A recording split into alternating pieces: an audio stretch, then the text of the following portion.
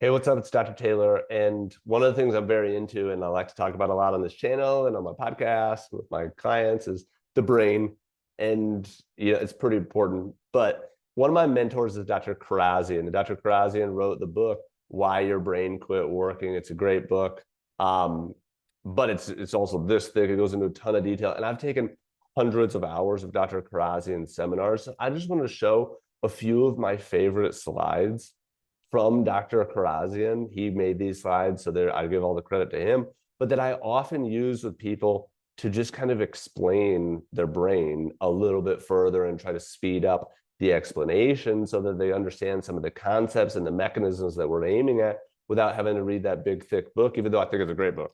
So here's one of them. This one just says the aging brain. Now, I'll often tell people like, hey, I'm not saying your brain is aging, but all our brains are aging. But this is just like, what does a healthy brain need?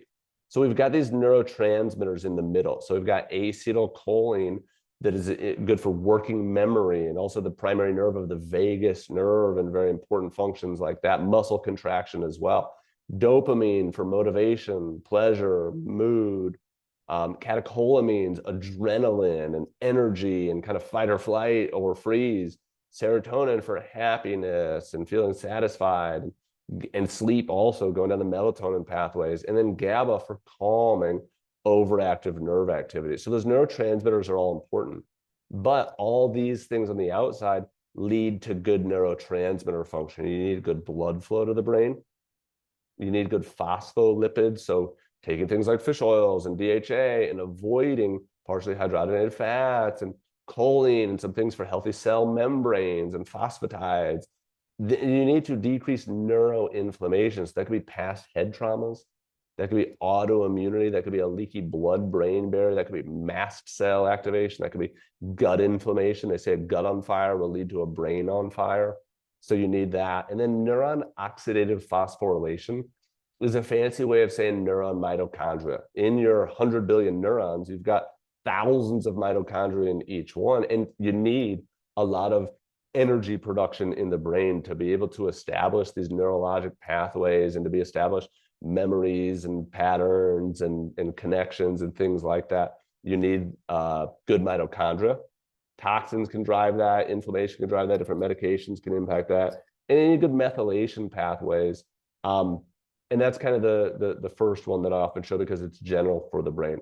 Now here's the next one. This one is showing how over on the left, you've got healthy neuron mitochondria. Over on the right, you've got unhealthy neuron mitochondria. When you get unhealthy neuron mitochondria, they'll produce less ATP. That ATP is required for neuron endurance. So if you can't read very long, if you can't be around flashing lights very long, if you can't engage in a conversation very long, if you can't, you don't have good just mental endurance at work, or you don't have good physical endurance, that'd be more your muscle mitochondria, but you get easily fatigued from stimulation. It might be motion, it might be flashing lights, it might be conversation, it might be looking at things, it might be in crowds is a very, very common thing from a vestibular and kind of ocular standpoint. And then your mitochondria are unable to support sodium and potassium pumps, and then you get these neurons that fire too easily. And I could continue going deeper into that one, but that one's a really, really, really important one. If somebody's neurons become easily triggered by trivial stimuli or easily fatigued by trivial stimuli. The third one, there's 4 of these. The third one is this one. And it is how different things, stress-wise, can drive up inflammation. So drops in blood glucose, hypoglycemia, just straight up inflammation. Overtraining is one thing because IL-6 is a myokine. It's released by muscles. It's also primarily made by Kupffer cells in the liver, but IL-6 can be upregulated in inflammatory processes and can drive a stress response. So the whole point of this one is that it drives a sympathetic stress response where we get an increased heart rate. We have a hard time winding down at night. We might have insomnia. We have increased pain. We have anxiety or irritability. We might not tolerate sound. We might not tolerate light. The point is, too, that I see a lot of people that don't tolerate sounds, don't tolerate lights, don't tolerate smells, don't tolerate crowds, things like that. So we're talking about what do we need to look at for our brain and inflammation driving a stress response. then that stress response can drive what's called neurogenic inflammation. And then you get more stress-induced inflammation, or you get brain fatigue-induced inflammation because the brain can no longer sustain some of those functions, or it's lost a lot of its endurance. The last one is showing how cerebellar issues, activation of the cerebellum and the vestibular system, and then crowds, lights, things like that, can cause blood sugar drops.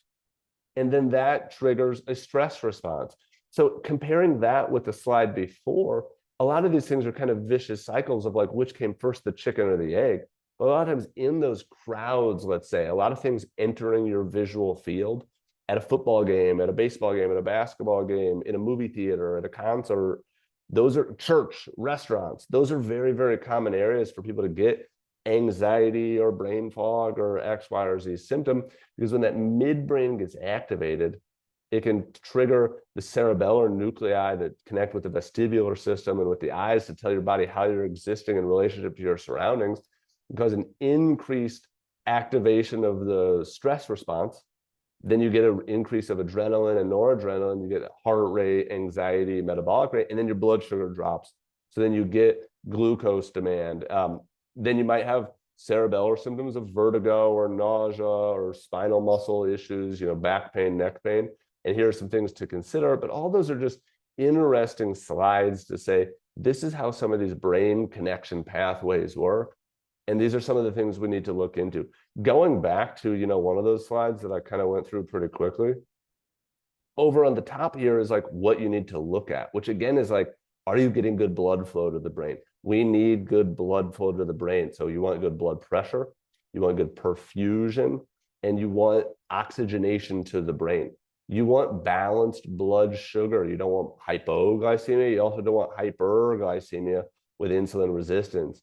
You want good activity, not overactivity, but you also don't want, boredom for the brain as far as, healthy aging and things like that. And then over here on the right, that's where most of the focus lies in a functional medicine practice, is like, what's driving inflammation?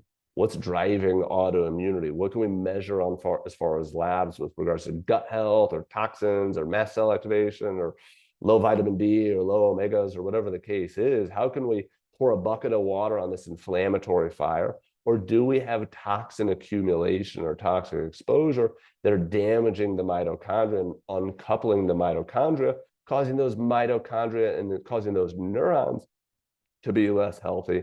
These are some of the conversations that I have with people basically all day, every day, trying to explain why they're having the symptoms that they might be having and trying to explain, here are some of the potential options or therapy strategies or whatever word you want to use for it from a natural nutraceutical or lifestyle standpoint. But the brain is a pretty important target organ for everything.